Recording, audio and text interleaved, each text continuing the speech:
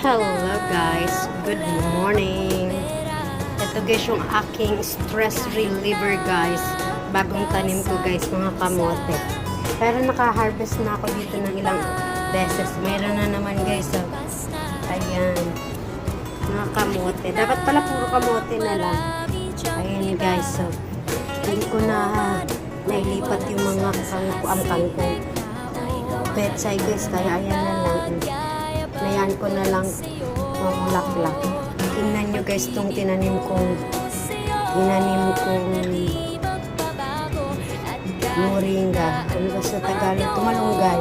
Ayan guys, so may mga ano na ito guys. May mga tubo na. Ito medyo mababaw yung tubo. Pero may tubo na siya.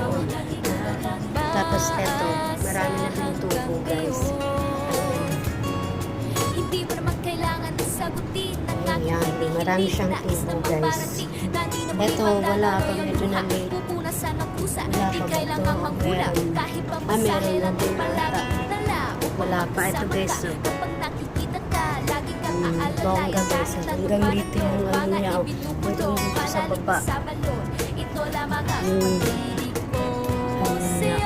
Sang.